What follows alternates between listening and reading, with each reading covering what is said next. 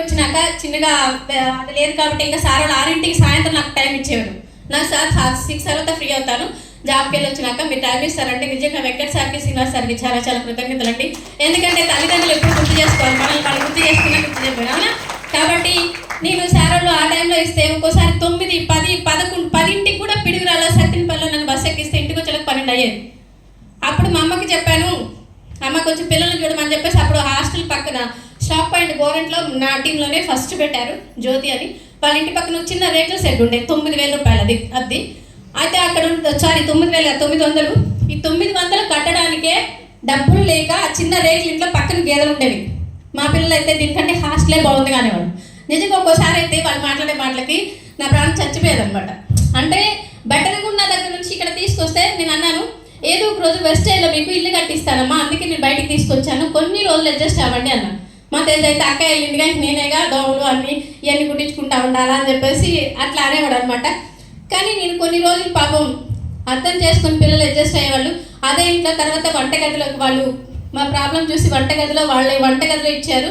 ఆ వంటగదిలోనే పిల్లలకి 2 పురుడు పోసాను. తర్వాత నేను వెస్టేజ్లో డైరెక్ట్ అవడానికి 6 నెలలు పట్టింది, సిల్వర్ అవడానికి 1 సంవత్సరం పట్టింది. అప్పుడు వెస్టేజ్లో ఇక్కడ చెప్పుకోవడానికి ఎవరు లేరు, మీకు రోల్ మోడల్ చూపించుకోవడానికి ఎవరు లేరండి.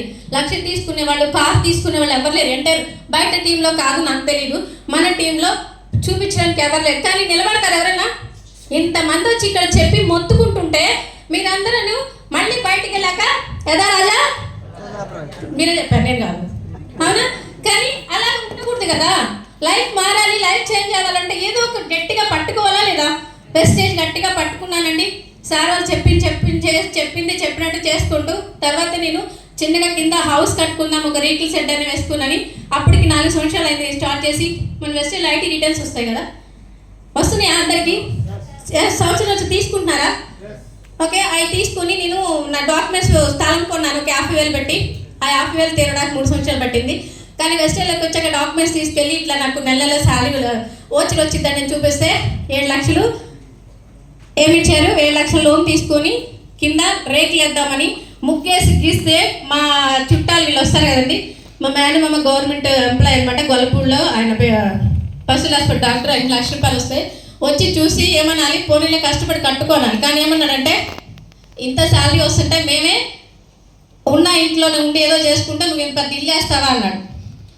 నిజంగా నాకు అనిపించింది, అమ్మ పెట్టదు కదా. అలాగే వాళ్ళు ఏంటంటే వచ్చి ఏదో భయపెట్టేసారు. సార్ చెప్తారు, నువ్వేంటి బాబు ఇంత చిన్నది కడుతున్నావు, అదే ఇదే అంటే సార్ గుప్పిపోయి చాలా పెద్ద ఇల్లు కట్టేశారు. కానీ మా వాళ్ళు ఇది కూడా కట్టలేవు అన్నారు అవునా. కాబట్టి నేను అట్లాగే వాళ్ళు చెప్పినప్పుడు సరేలే అని చెప్పేసి వాళ్ళు వెళ్ళిపోయి నాకు బాధపడి నిజంగా నీకు కట్టలేనేమో అనుకోలేదండి.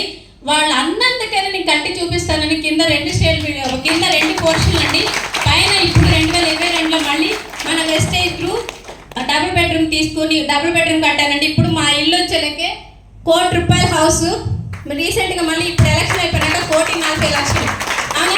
ఒకప్పుడు చిన్న ఇంట్లో ఓకే అండి, ఆ చిన్న ఇంట్లో